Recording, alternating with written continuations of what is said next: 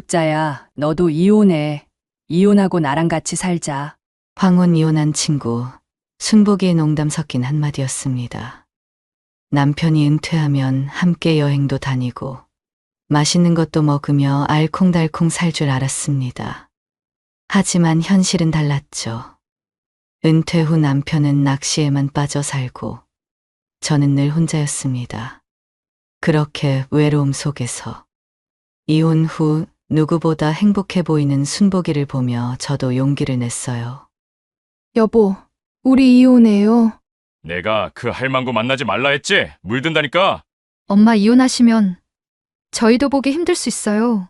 남편과 자식들의 만류에도 결국 43년의 결혼 생활을 끝냈습니다. 드디어 제 삶을 찾았다고 생각했죠. 하지만 이혼 후 자식들의 연락은 뜸해졌고 순복이도 점점 멀어졌습니다. 그리고 충격적인 순복이의 고백. 나 전 남편이랑 다시 합칠까봐. 이혼 6개월 만에 저는 남편에게도 자식에게도 친구에게도 버림받았습니다. 제가 정말 잘못된 선택을 한 걸까요? 제 이야기를 끝까지 들어주시고 여러분의 생각을 댓글로 남겨주세요. 구독과 좋아요는 제게 큰 힘이 됩니다. 안녕하세요. 저는 68세 김숙자입니다. 아침 7시 남편 박민식이 새벽부터 부산스럽게 움직이는 소리에 잠이 깼습니다. 남편은 70살. 대기업에서 부장으로 일하다가 5년 전에 은퇴했어요. 은퇴하면 함께 제주도도 가고 단풍 구경도 다니자고 했는데요. 그 약속은 온데간데 없고 지금은 낚시에만 빠져 살아요. 부엌에서 된장찌개를 끓이는데 남편이 낚시 가방을 메고 현관으로 향했습니다. 나 강원도 갔다가 내일 들어올게. 밤 낚시하고 올 거야.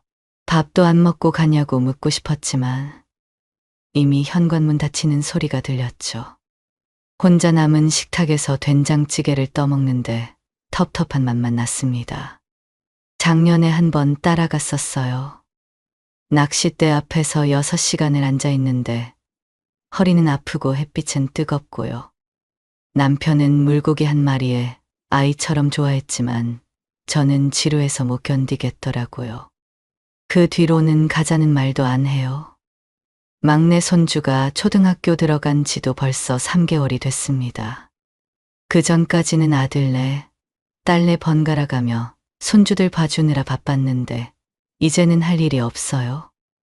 오전에는 집안일 좀 하고 오후에는 TV 보다가 저녁 준비하고 매일이 똑같아요. 그날도 그렇게 무료하게 TV를 보고 있는데 핸드폰이 울렸습니다.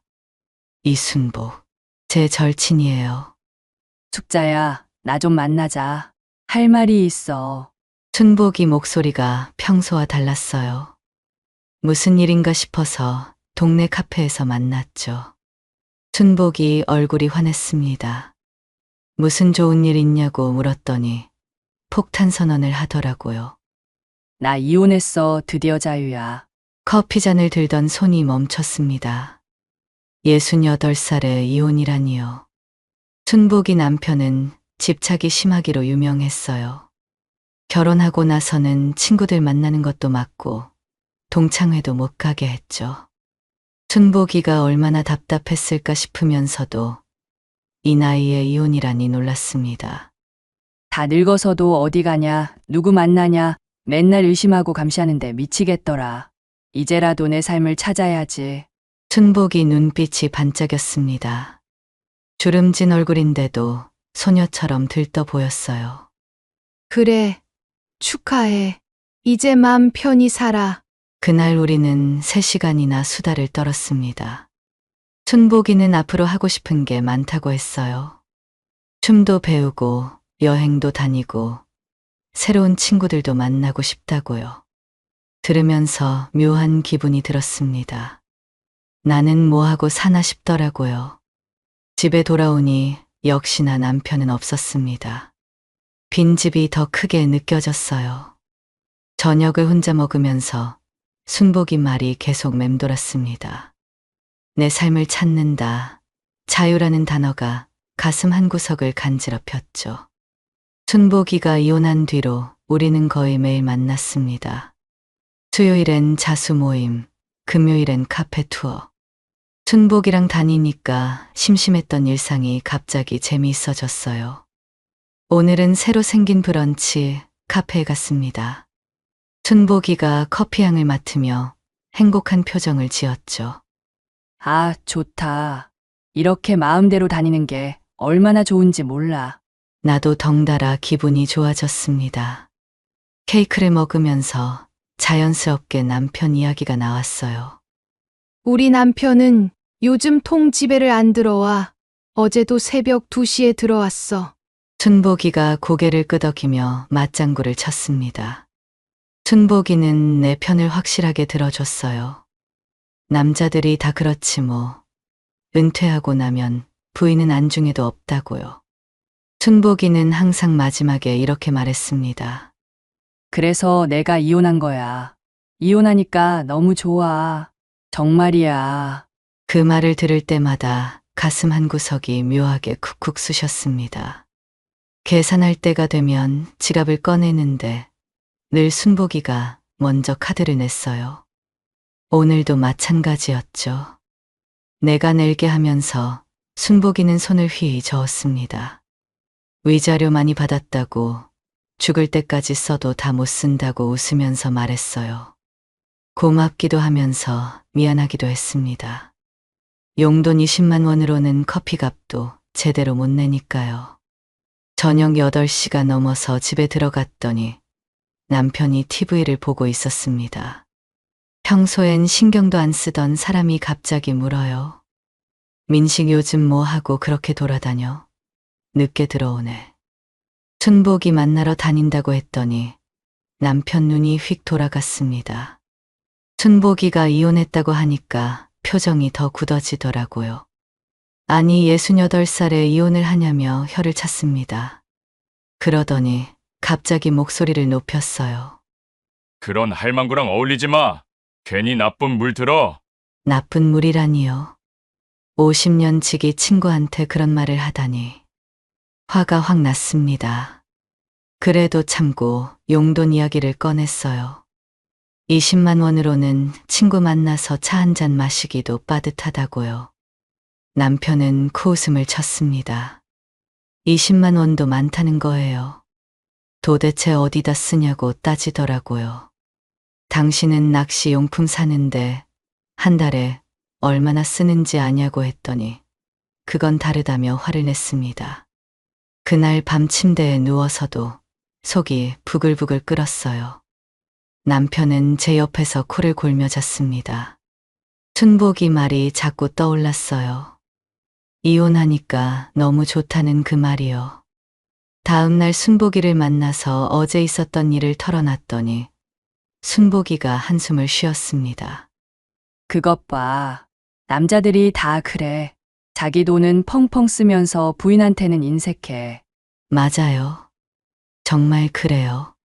춘복이랑 이야기하다 보니 더 서운해졌습니다.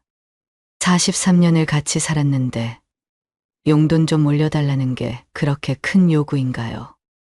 집에 가는 길에 마트에 들렀습니다. 장바구니에 이것저것 담다가 계산대 앞에서 한참을 고민했어요. 이것도 비싸고 저것도 비싸고 결국 몇 개를 다시 뺐습니다. 춘복이는 맘대로 쓰고 다니는데 나는 파 한 단 사는 것도 눈치가 보이다니 서글펐습니다. 이게 내 인생인가 싶어서요. 다음 날 순복이를 만나러 나갔습니다. 단골 찻집에 앉아 녹차를 우려내는데 찻잔에서 피어오르는 김이 제 마음처럼 흐릿했어요. 우리 남편 말이야.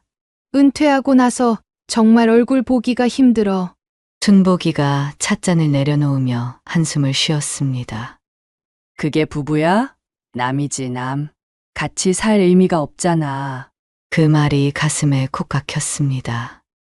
정말 그래요. 아침에 일어나면 남편은 이미 나가고 없고 저녁에 들어와도 TV만 보다가 각방 써요.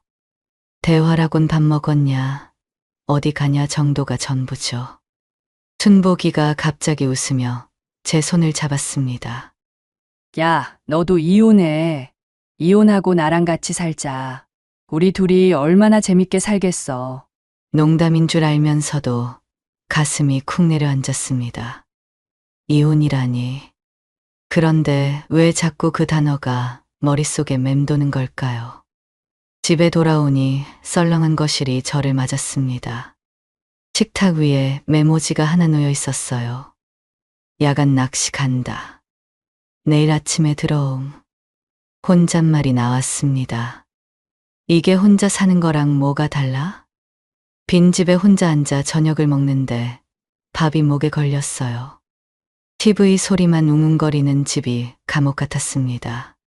젊었을 땐 애들 키우느라 바빠서 몰랐는데 이제 와서 보니 남편이랑 저는 그냥 같은 집에 사는 남일 뿐이었어요.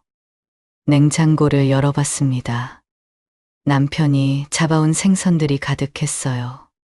저는 생선 비린내가 쉬운데 남편은 그것도 모르죠. 43년을 살았는데 서로에 대해 아는 게 뭐가 있을까요? 남편은 제가 좋아하는 꽃이 뭔지도 모를 거예요. 다음 날 아침 7시 현관문 열리는 소리에 잠이 깼습니다. 남편이 낚시 가방을 질질 끌며 들어왔어요. 생선 비린내가 온 집안에 퍼졌습니다.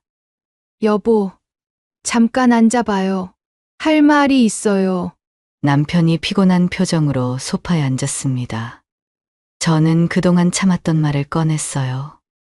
은퇴하면 함께 제주도도 가고 맛집도 다니고 손잡고 산책도 하자고 했잖아요. 근데 은퇴하고 5년 동안 당신은 낚시만 다녔어요. 나는 뭐예요? 밥 해주는 사람이에요? 말하면서 목소리가 떨렸습니다.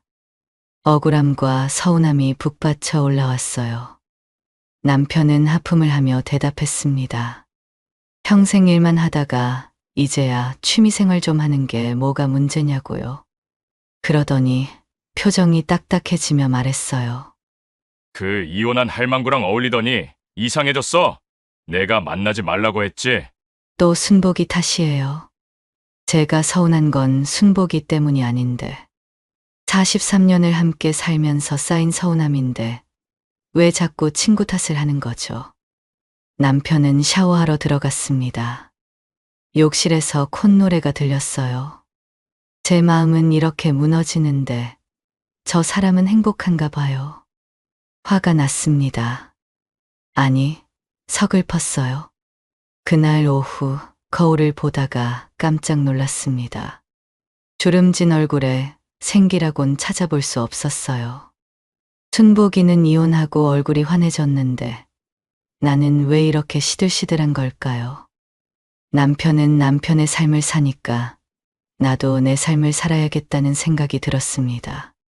밤에 침대에 누워 천장을 보며 중얼거렸어요. 내 삶. 그게 뭔지도 모르겠는데 어떻게 찾죠? 옆에서 남편의 코 고는 소리가 시끄럽게 들렸습니다. 이 소리를 몇 년 더 들어야 할까요?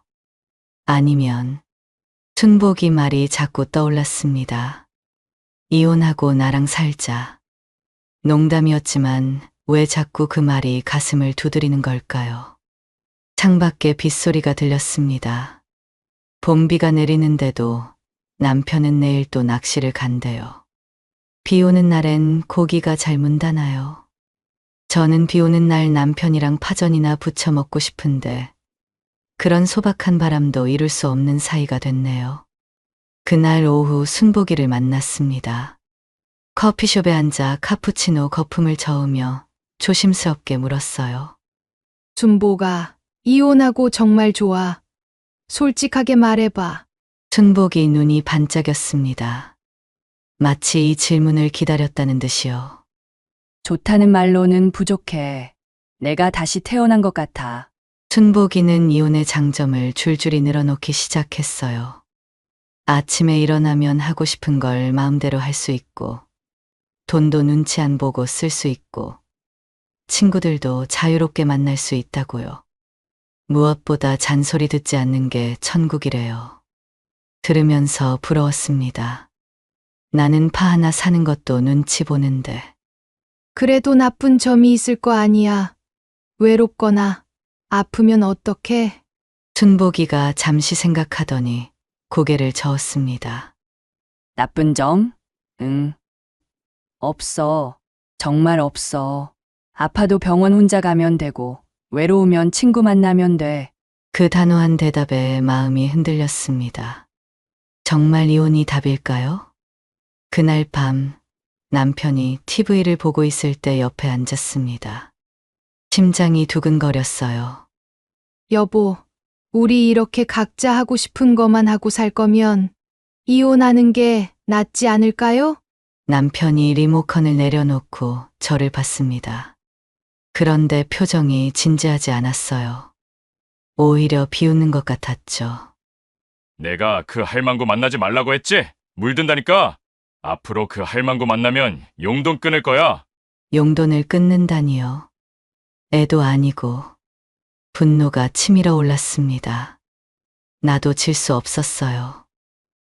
좋아요. 그럼 당신이 날 혼자 두고 한 번만 더 낚시 가면 진짜 이혼할 거예요. 남편은 콧방귀를 뀌며 다시 TV를 봤습니다. 제 말을 진지하게 받아들이지 않는 게 분명했어요. 다음 날 아침 눈을 떠보니 옆자리는 비어 있었습니다. 거실에 나가보니 또 그 메모지. 낚시감. 그 순간 무언가가 뚝 끊어지는 소리가 들렸어요. 43년 인내심의 끈이었을까요? 아니면 부부라는 이름의 끈이었을까요? 바로 아들 수찬이와 딸 수미에게 전화했습니다. 오늘 저녁에 집에 오라고요. 중요한 이야기가 있다고 했더니 무슨 일이냐고 묻더라고요. 와서 이야기하자고 했어요. 저녁 7시 아들과 딸이 도착했습니다. 며느리와 사위는 안 데려왔네요. 잘 됐어요. 가족끼리 이야기하는 게 낫죠. 엄마가 아빠랑 이혼하려고 해. 수찬이가 숟가락을 떨어뜨렸습니다. 수미는 입을 벌린 채 저를 봤어요. 엄마, 무슨 소리예요? 갑자기 왜요? 저는 차분하게 설명했습니다. 너희 아빠가 은퇴하고 나서 계속 나를 혼자 두고 다닌다고. 부부가 함께해야 하는데 각자 사는 게 무슨 의미가 있냐고요. 딸이 한숨을 쉬었습니다. 엄마, 이제 나이도 있으신데 각자 하고 싶은 거 하면서 사시면 좋잖아요. 같이 붙어 있으면 오히려 싸우기만 하실 거예요. 아들도 거들었어요. 엄마도 엄마가 하고 싶은 거 하면서 사시라고. 아빠는 원래 그런 사람이니까 이해하라고요. 이해하라고요? 43년을 이해하고 살았는데 더 이해하라고요? 내가 뭘 하고 싶어도 돈이 있어야지.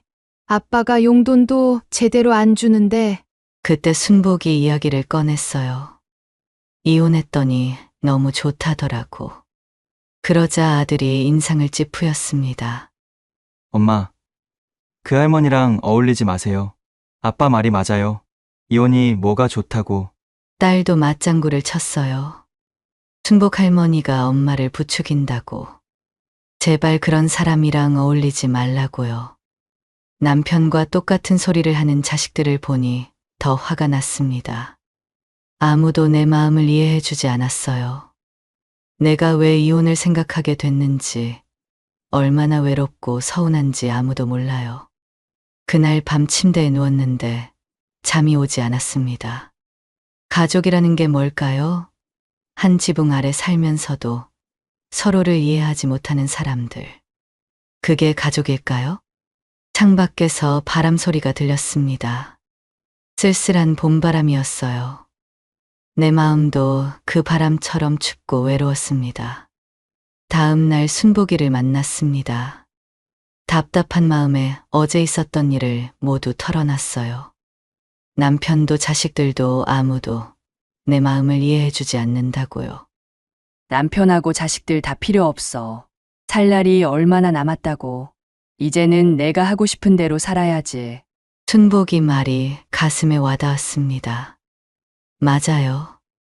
살 날이 얼마나 남았다고 이렇게 참고만 살아야 하나요?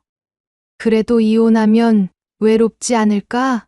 68년을 누군가와 함께 살았는데 혼자 산다는 게 목소리가 떨렸습니다. 막상 이혼을 결심하니 두려웠어요. 평생 누군가와 함께였는데 혼자 잠들고 혼자 밥 먹고 아플 때도 혼자라니. 순복이가 제 손을 꼭 잡았습니다. 따뜻한 손이었어요. 내가 있잖아. 지금처럼 매일 만나서 놀면 되지. 걱정하지 마. 그 말에 눈물이 날 뻔했습니다. 그래요. 순복이가 있으니까 괜찮을 거예요. 다음 날 아침 남편이 신문을 보고 있을 때 맞은편에 앉았습니다. 손이 떨렸어요. 커피잔을 들었다 놨다를 3번이나 반복했죠. 심호흡을 하고 말했어요. 여보, 이혼해요. 진심이에요. 남편이 신문을 내려놓고 저를 봤습니다. 쓸데없는 소리 하지 마. 아침부터 왜 이래? 저는 단호하게 말했습니다. 더 이상 이렇게 살고 싶지 않다고. 각자 살 거면 진짜 각자 사는 게 낫다고요. 남편이 당황한 표정으로 휴대폰을 꺼냈습니다. 아들과 딸에게 전화하더라고요. 엄마가 이상하다고 당장 오라고. 1시간 후에 수찬이와 수미가 헐레벌떡 달려왔습니다. 남편이 먼저 말했어요. 엄마가 노망이 난 것 같다고. 아침부터 이혼하자고 난리라고. 노망이라니. 그 말에 가슴이 찢어졌습니다. 내가 진심으로 하는 말을 노망 취급하다니요. 아들이 제 옆에 앉았습니다. 엄마, 진정하세요. 왜 이러세요? 아빠, 엄마 용돈 좀 올려드려요. 그것 때문인가 봐요. 저는 고개를 저었습니다. 용돈 때문이 아니라고. 이제는 내가 살고 싶은 대로 살고 싶어서 그런 거라고 딱 잘라 말했어요. 말은 그렇게 했지만 속으로는 흔들렸습니다. 정말 이래도 되나 싶어서요. 그때 남편이 한마디 했습니다. 이혼해도 그만, 안 해도 그만이라고. 본인은 상관없다고요. 그 무심한 말에 화가 확 났습니다. 43년을 함께 산 아내가 이혼하자는데 상관없다니요? 눈물이 핑 돌았지만 꾹 참았습니다. 좋아요. 그럼 이혼해요. 딸이 울먹이며 말했습니다. 제발 그러지 마세요. 우리가 뭘 잘못했어요? 아들도 설득했어요. 이 나이에 이혼이 뭐냐고. 창피하지도 않냐고. 동네 사람들이 뭐라고 하겠냐고요. 하지만 저는 흔들리지 않았습니다. 아니, 흔들리지 않는 척 했어요. 엄마, 이혼하시면 저희도 보기 힘들 수 있어요. 아빠는 그렇다 쳐도 저희도 안 보실 거예요? 그 말에 가슴이 철렁했습니다. 자식들마저 등을 돌린다는 건가요? 손주들도 못 본다는 거예요? 불안했지만 이미 너무 멀리 와버렸어요. 이혼 과정은 생각보다 길고 힘들었습니다. 서류 준비하고 변호사 만나고 재산 정리하고 매일 밤 혼자 울었어요. 정말 잘하는 건지 후회하지 않을지. 2달 후 드디어 이혼이 성립됐습니다. 법원을 나오는데 다리가 후들거렸어요. 짠돌이 남편이 생각보다 돈을 많이 모아뒀더라고요. 재산 분할로 10억을 받았고 국민연금 분할금도 두둑했어요. 재산 분할금으로 작은 빌라를 사고 나머지는 예금에 넣었습니다. 이사하고 가장 먼저 순복이를 불렀어요. 야, 진짜 했구나. 너무 잘했어. 축하해. 순복이랑 와인을 마시며 웃었습니다. 드디어 자유라고. 이제 맘대로 살 수 있다고요. 와인이 쓴지 단지 모르겠더라고요. 이혼 후 1달이 지났을 때 그동안 하고 싶었던 일들을 마음껏 했어요. 1달 20만 원에 쪼들리며 살았는데 이제는 다르잖아요. 순복이랑 맛집도 다니고, 백화점에서 옷도 사고, 뮤지컬도 봤어요. 이혼 빨리 할 걸 그랬네. 진작 이렇게 살 걸. 둘이서 깔깔 웃었습니다. 정말 행복했어요. 드디어 내 인생을 찾은 것 같았죠. 매일이 새로웠습니다. 아침에 일어나면 오늘은 뭘 할까 설레었어요. 낚시 가방 메고 나가는 남편 눈치 볼 필요도 없고 용돈 타령할 필요도 없었죠. 하지만 가끔 빈집에 혼자 있을 때면 이상한 기분이 들었어요. 이 고요함이 자유인지 고독인지 헷갈렸습니다. 그럴 때마다 순복이에게 전화했어요. 순복이는 항상 받아줬습니다. 이혼하고 2달 후 추석이 다가왔습니다. 매년 이맘때면 며느리에게 전화해서 뭐 필요한 거 없냐고 묻고 장 봐서 전 부치고 난리였는데요. 올해는 조용했어요. 아들에게 전화했습니다. 신호음이 길게 울리더니 겨우 받더라고요. 네. 엄마 뭐 때문에요? 추석에 어떻게 하냐고 물었더니 한참 말이 없다가 아빠 집에서 모이기로 했대요. 오실 거면 오시라고. 그 차가운 말투에 가슴이 서늘해졌습니다. 며느리 목소리도 들려왔어요.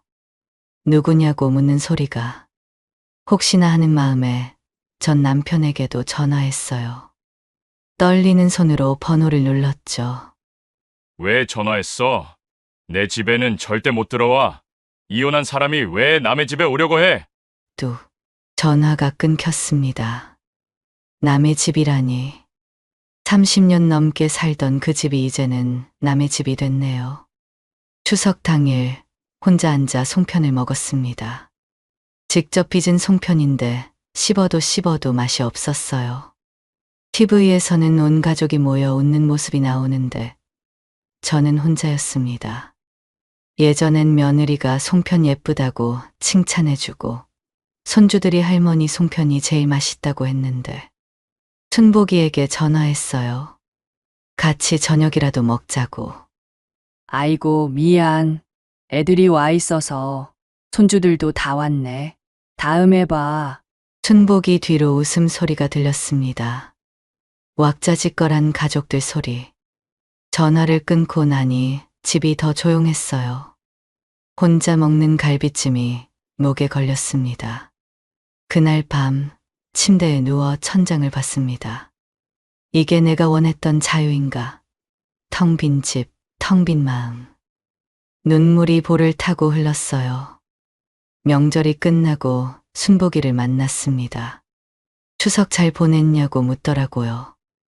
혼자 보냈다고 했더니 순복이가 혀를 찼습니다. 자식들이 너무하네. 아빠한테만 가고 엄마는 찾지도 않아. 우리 애들은 엄마 아빠 집 양쪽 다 가던데. 그 말에 더 서글펐습니다. 순복이네는 이혼해도 가족인데 우리는 왜 이럴까요? 3개월째 되던 수요일 자수 모임에 갔는데 순복이가 없었어요.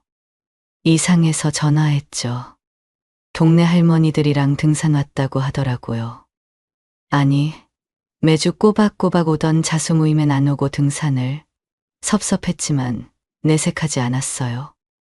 다음 날 마트 가는 길에 새로 생긴 불고기집을 발견했습니다. 간판에 2인 이상 주문 가능이라고 써 있더라고요. 순복이에게 전화했어요. 내일 점심 같이 먹자고. 순복이가 한참 뜸을 들이더니 미안하다고 했어요. 내일은 전 남편 생일이라 가족들이 다 모인대요. 전화기를 든 손이 굳어졌습니다. 전 남편 생일을 챙긴다고요? 그렇게 욕하고 미워하던 사람 생일을 배신감이 밀려왔어요. 일주일 후에야 순복이를 만났습니다. 평소와 달리 순복이가 먼저 비싼 카페를 가자고 했어요. 미안한 마음이 있나 봐요. 차를 마시다가 참지 못하고 물었어요. 남편을 그렇게 싫어했으면서 생일은 왜 챙겨? 순복이가 잠시 머뭇거리더니 말했어요. 미워도 40년 산정인데 어떻게 모른 척해. 가끔 만나서 안부 묻는 거지. 애들도 오라는데 안 가면 서운해하고. 순복이는 당연하다는 듯이 말했어요. 전 남편이랑도 잘 지내고 자식들도 자주 본다고. 명절 때도 전 남편 집에 다 모였다가 자기 집으로 왔대요. 심지어 전 남편이 아프면 병원도 같이 간다고. 들으면서 혼란스러웠어요. 그럼 이혼한 게 뭐가 달라진 거죠? 그냥 따로 사는 것뿐이잖아요.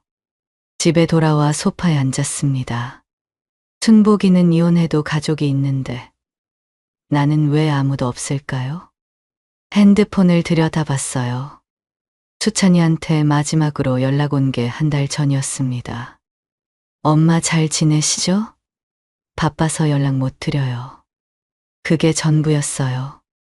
안부도 형식적이고 만나자는 말은 없고. 딸은 더했어요. 카톡 프로필 사진에 온 가족이 행복하게 웃고 있는데 거기엔 제가 없었습니다. 마치 처음부터 없던 사람처럼. 엄마가 어떻게 사는지, 아프지는 않은지, 밥은 잘 먹는지 궁금하지도 않은 걸까요?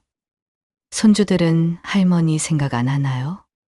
창밖을 봤습니다. 찬바람이 불어오는 가을 저녁. 거리엔 엄마와 딸이 팔짱 끼고 걸어가고 있었어요. 이렇게 추운 날에도 아무도 엄마 생각은 안 하는구나. 가슴이 시렸습니다. 순복이 말대로 이혼하면 자유롭다고 했는데 이 텅 빈 자유가 이렇게 추울 줄은 몰랐어요. 그 후로 순복이에게 연락하면 늘 바쁘다는 대답뿐이었습니다. 병원 가야 한다. 손주 봐야 한다. 전 남편이랑 볼 일 있다. 핑계는 많았죠. 만남이 뜸해지니 허전했습니다. 혼자 있기 싫어서 동네 문화센터에 등록했어요. 요가반 할머니들과 어울리며 시간을 보냈죠. 하지만 순복이만큼 마음이 통하는 사람은 없었습니다. 한 달쯤 지났을까요? 순복이에게서 오랜만에 연락이 왔어요. 숙자야, 우리 오늘 저녁에 소주 한잔 할까? 반가운 마음에 바로 나갔습니다. 포장마차에서 어묵 국물을 마시며 이런저런 이야기를 나눴어요. 그런데 순복이가 갑자기 말을 꺼냈습니다.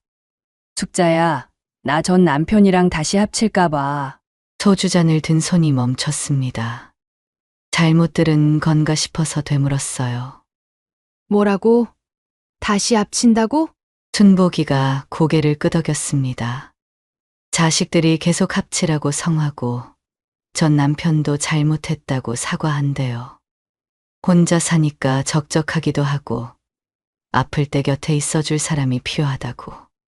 저는 말문이 막혔습니다. 이혼하고 너무 좋다고 했잖아. 자유롭고 행복하다며. 다시 합치는 게 말이 돼? 순복이가 한숨을 쉬었어요. 처음엔 좋았어. 근데 시간이 지나니까 함께하는 게 더 좋은 것 같아.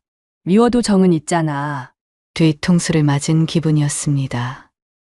나를 이혼으로 이끈 사람이 다시 합친다니. 배신감에 화가 치밀어 올랐어요. 나 이혼하라고 부추길 때는 언제고? 이제 와서 다시 합친다고? 내 인생 망쳐놓고. 순복이가 발끈했습니다. 내가 언제 꼬셨어? 내가 남편 불만 많다며 하소연했잖아. 내가 알아서 결정한 거지. 더는 참을 수 없었습니다. 소주잔을 탁 내려놓고 일어났어요. 순복이가 잡았지만 뿌리치고 나왔습니다. 집에 돌아와 거실에 주저앉았습니다. 눈물이 쏟아졌어요. 억울하고 분했습니다. 순복이 때문에 이혼했다고 탓하고 싶었지만 결국 선택은 제가 한 거였죠. 이야기할 사람이 없었습니다. 가족도 친구도 모두 잃었으니까요. 그날로 순복이 연락처를 지웠습니다. 다시는 보고 싶지 않았어요. 이혼 6개월째 후회가 밀려왔습니다. 매일 혼자 밥 먹고 혼자 TV 보고 아파도 혼자였어요. 용기를 내서 아들과 딸을 집으로 불렀습니다. 거실에 앉은 자식들 앞에서 조심스럽게 말을 꺼냈어요. 엄마가 혹시 아빠랑 다시 합치면 어떻게 생각해? 너희가 아빠한테 좀 말해줄 수 있을까? 아들이 어이없다는 표정을 지었습니다. 엄마, 장난해요? 우리가 그렇게 말렸는데 이혼하시더니 이제 와서 다시 합친다고요? 딸도 차가운 목소리로 말했어요. 이혼이 아이들 장난인 줄 아냐고. 한 번 엎질러진 물은 다시 담을 수 없다고. 우리는 모릅니다. 하실 거면 엄마가 직접 아빠한테 말하세요. 그리고 이런 일로는 부르지 마세요. 자식들이 일어나 나가는 걸 붙잡을 수도 없었습니다. 현관문이 쾅 닫히는 소리가 가슴에 못을 박았어요. 떨리는 손으로 남편에게 전화했습니다. 5개월 만이었죠. 신호음이 길게 이어지다가 겨우 받았어요. 여보, 나예요. 미안해요. 내가 잘못했어요. 다시 합치면 안 될까요? 잠시 침묵이 흘렀습니다. 그리고 차가운 목소리가 들렸어요. 쓸데없는 소리 하지 마. 그 이혼한 할망구랑 재밌게 지내. 다시는 연락하지 마. 뚝. 전화가 끊겼습니다. 가슴이 찢어지는 것 같았어요. 바닥에 주저앉아 울었습니다. 내가 왜 그랬을까? 왜 순복이 말만 듣고 이혼했을까? 서운한 마음이 있었어도 참고 살 걸. 지금 생각해보니 남편도 나름대로 힘들었을 텐데. 이혼 6개월. 저는 남편에게도, 자식에게도, 친구에게도 버림받았습니다. 10억이 있어도, 자유가 있어도 혼자인 삶은 너무 쓸쓸했어요. 창밖을 보니 노부부가 팔짱 끼고 걸어갑니다. 평범해 보이는 그 모습이 그렇게 부러울 수가 없었어요. 혹시 이 글을 보시는 분이 계신다면 꼭 말씀드리고 싶어요. 남의 말만 듣고 중요한 결정하지 마세요. 특히 이혼은요. 순간의 감정으로 43년을 버렸습니다. 이제는 돌이킬 수 없어요. 부부는 서로 서운해도 참고 이해하며 사는 거더라고요. 제발 저처럼 후회하지 마세요. 여러분들의 생각을 댓글로 남겨주세요. 구독과 좋아요도 부탁드립니다.